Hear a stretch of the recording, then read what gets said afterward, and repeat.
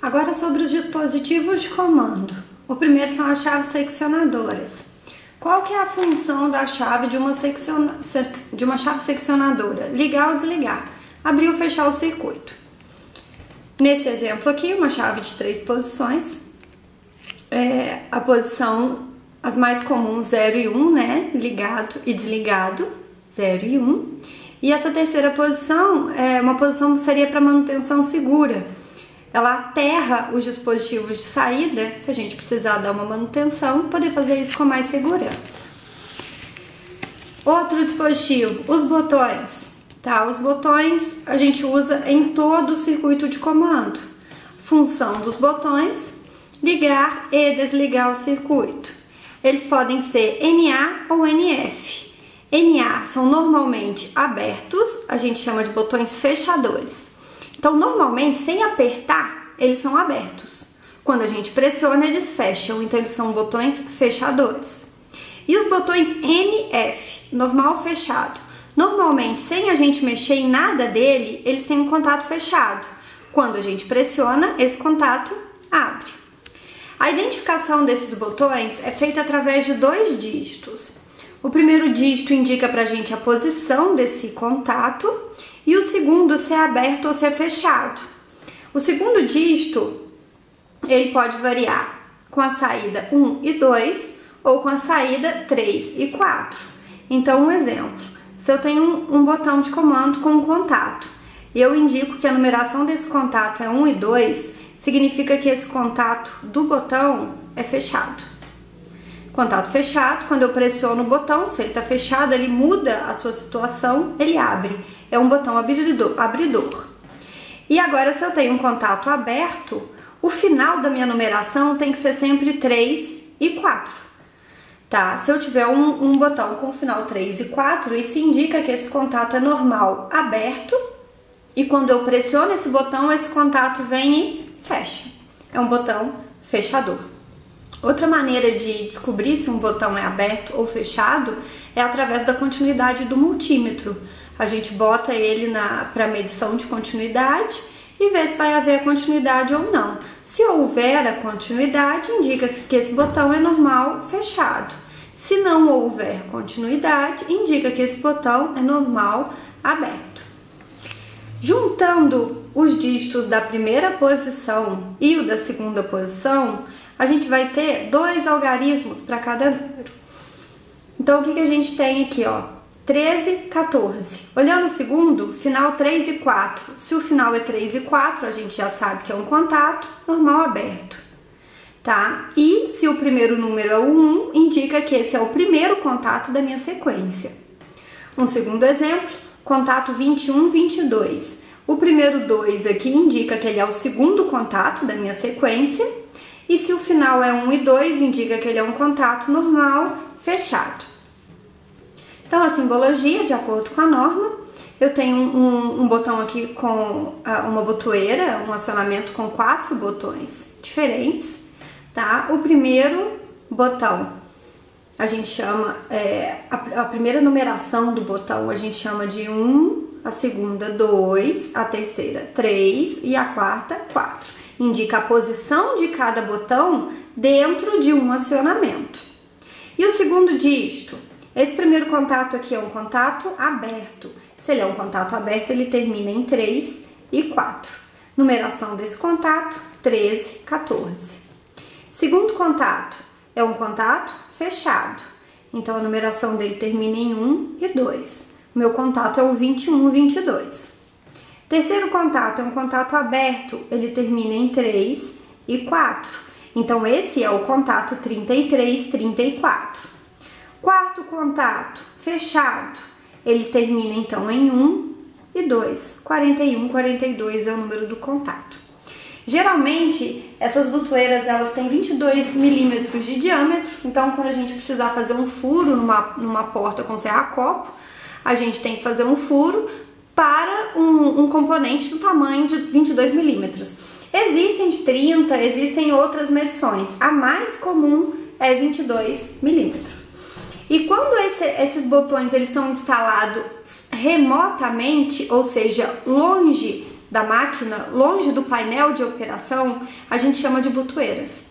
Então, toda vez que a gente tiver o controle remoto, são chamados de botoeiras. Esses botões ou botoeiras, eles podem ser com trava, pulsador ou giratório. Com trava é como se ele fosse um interruptor. A gente apertou, ele permanece ligado. E a gente tem que ter um circuito para fazer a gente desapertar esse botão, ele voltar à posição inicial. O pulsador a gente aperta, na hora que a gente tira o dedo, ele volta à posição inicial, porque ele é acionado por mola, tem uma mola dentro dele. Então ele só vai fechar se ele for um contato abridor, por exemplo. Quando a gente aperta, ele fecha. No instante que eu tiro o dedo, ele abre de novo, porque a mola retorna com esse contato. E tem o botão giratório, que ele é um liga-desliga com retenção, só que a gente gira ao invés de apertar, ou no sentido horário ou no sentido anti-horário. Sobre os dispositivos de comando ainda, vamos continuar com os contatores. Os contatores, eles são chaves eletromagnéticas e a única função deles é abrir ou fechar um circuito à distância.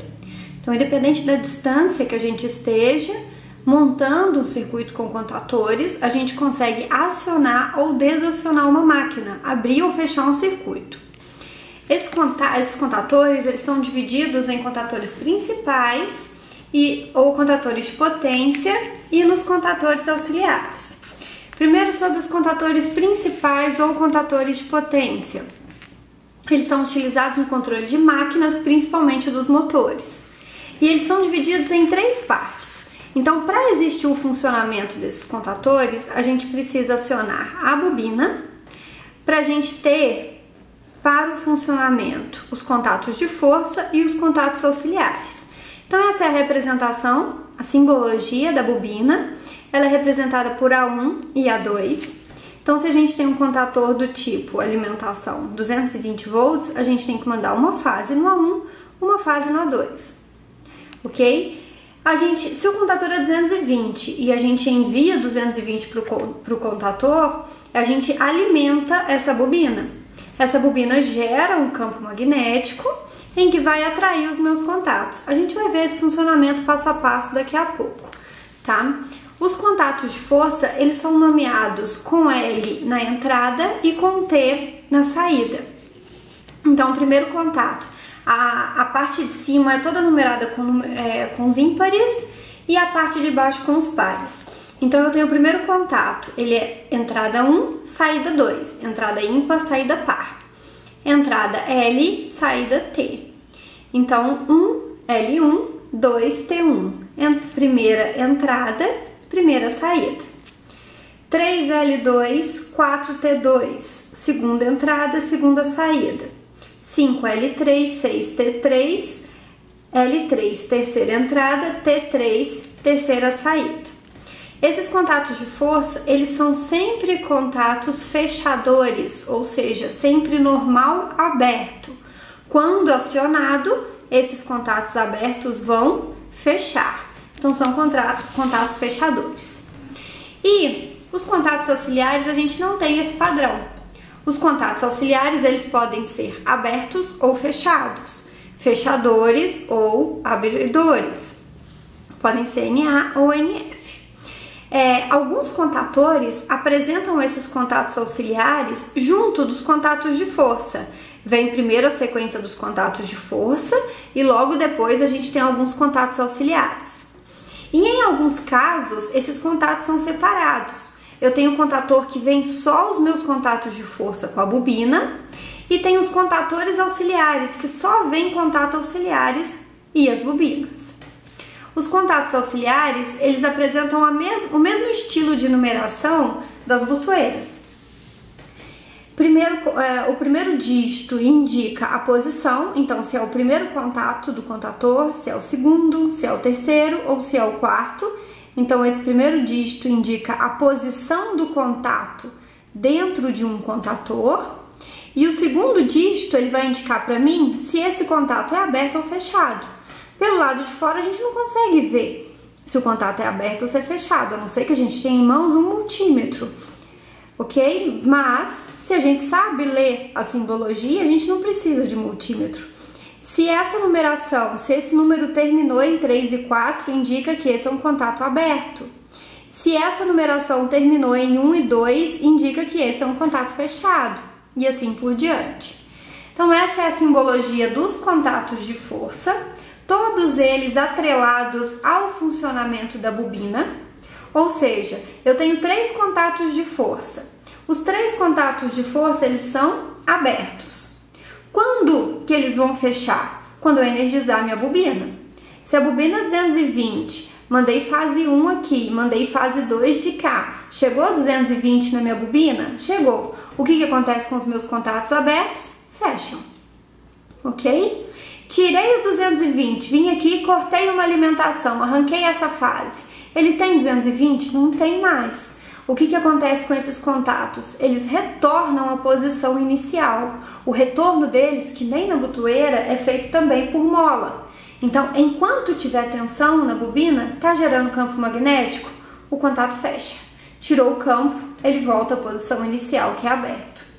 No comando isso também acontece, só que a particularidade do comando é que ela tem tanto contatos abertos quanto contatos fechados. Então, a bobina está parada, não tem tensão nenhuma na bobina. Essa é a posição normal dos contatos, normal aberto, normal fechado, normal fechado, normal aberto. Eu venho e ligo 220 volts na minha bobina. Criei campo magnético. O que acontece com esse contato aberto? Fecha. Esse fechado abre, esse fechado abre, esse aberto fecha. Eles mudam a sua posição inicial. Voltei aqui, tirei a alimentação da bobina. O que acontece com os contatos? Voltam para a posição inicial. Então eles só trocam de posição enquanto existe campo magnético na bobina.